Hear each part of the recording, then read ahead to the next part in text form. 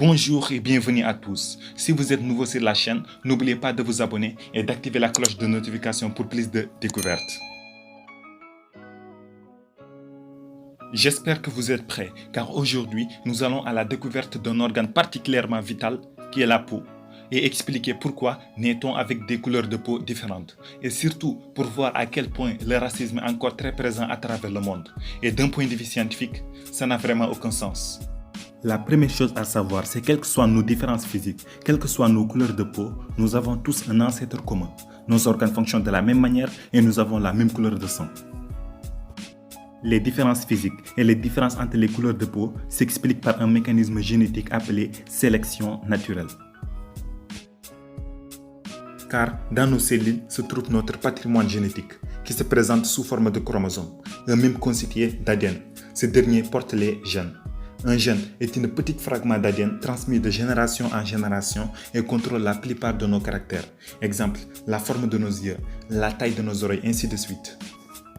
Mais seulement que par accident, d'une génération à une autre, des petites modifications s'insèrent à nos gènes. Des modifications qui peuvent induire des caractères différents. Et ces modifications sont liées à l'adaptation de l'homme. Oui, l'homme s'adapte à son environnement pour pouvoir survivre. C'est pour ça que certains individus qui vivent dans les zones les plus ensoleillées, telles que certaines zones d'Afrique, ont tendance à avoir une peau noire, alors que ceux qui vivent dans les zones les moins ensoleillées ont tendance à hériter une peau blanche. Alors, voyons ce qui se passe dans la peau. Comme vous le saviez tous, la peau est l'organe le plus volumineux du corps humain. Un adulte en possède au moins 4 kg. Elle recouvre l'ensemble du corps humain, elle nous protège, en même temps, elle nous donne des informations sur le monde extérieur. Elle est composée de 3 couches. On trouve l'épiderme, le derme et l'hypoderme. Mais nous allons uniquement nous intéresser sur l'épiderme. Elle est recouverte par une couche cornée. C'est en fait une barrière entre l'organisme et le milieu extérieur. Elle est parsemée de petits trous qui est le pore de la peau d'où sort la sueur. L'épiderme contient aussi des petites cellules qu'on appelle des mélanocytes responsables de la fabrication de mélanine. Cette fameux pigment responsable de la coloration de notre peau. La mélanine est un ensemble de pigments qui est noir ou brun, responsable de la coloration de la peau, des cheveux et des yeux. Mais elle nous protège aussi contre les rayons UV produits par le soleil. Les individus à peau claire possèdent 2 types de pigments. Des pigments noirs capables d'arrêter les rayons UV et des pigments rouges. Les pigments rouges étant supérieurs aux pigments noirs, d'où la coloration claire de la peau. Les individus à peau noire possèdent essentiellement des pigments noirs, répartis dans tout l'épiderme. Donc les personnes à peau noire sont mieux protégées contre les rayons UV. Idem pour les individus d'origine asiatique qui possèdent uniquement des pigments noirs, mais répartis à la base de l'épiderme, d'où cet reflet de coloration jaune. Et les individus avec une peau blanche et des cheveux roux présentent uniquement des pigments rouges. Sachez que les rayons soleil en grande quantité peuvent être nocifs pour l'organisme. Elles sont responsables de la majorité des cancers du peau, dont le plus fréquent est le mélanome. Le soleil émet plusieurs types de rayons.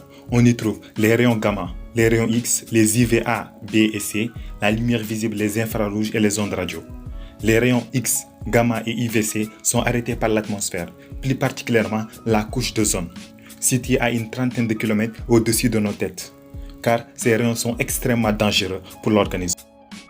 Les autres, c'est-à-dire les UVA, B, la lumière visible, les infrarouges et les ondes radio, franchissent l'atmosphère. Ils sont filtrés et parviennent jusqu'à nous.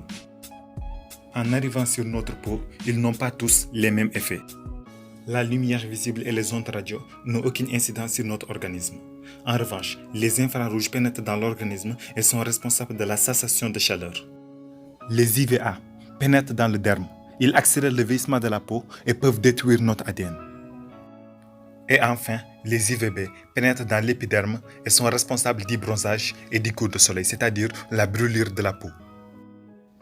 Sachez qu'une petite partie du rayon soleil est utilisée par l'organisme pour produire du vitamine D, qui est bénéfique pour l'organisme et surtout pour nos os.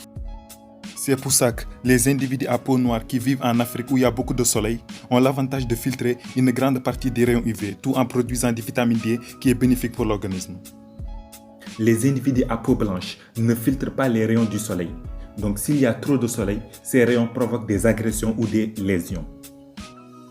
Donc, ces individus à peau blanche sont mieux adaptés à vivre dans les zones les moins ensoleillées car elles présentent moins d'agressions. Mais les individus à peau noire qui vivent en Europe où il y a moins de soleil ont plus de difficultés à produire de la vitamine D, due à la forte présence des pigments de mélanine.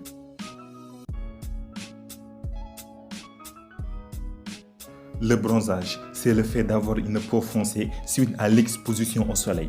Donc le bronzage ne sert pas à se faire joli, mais c'est plutôt un mécanisme de défense contre les agressions du soleil. Comme je l'ai expliqué, notre peau contient des petites cellules qu'on appelle des mélanocytes, qui produisent des pigments de mélanine responsables de la coloration de la peau, mais aussi elle sert à arrêter les rayons UV.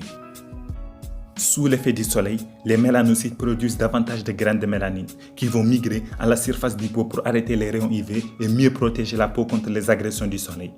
Comme le mélanine est plus nombreux, la peau devient à son tour plus colorée ou plus foncée. Comme vous le voyez tous, le racisme n'a pas de sens, n'a pas de valeur ni d'explication car nous sommes tous des êtres humains. Nous avons tous des yeux, des bras, un esprit, un corps. Nous avons tous les mêmes fonctions. Nous naissons, nous mangeons, nous dormons, nous vieillissons et un jour nous mourrons. Aimons-nous les uns les autres et que chacun soit fier de soi.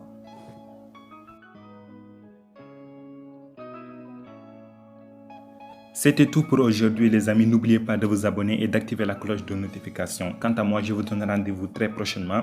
D'ici là, portez-vous bien et que la paix soit sur vous.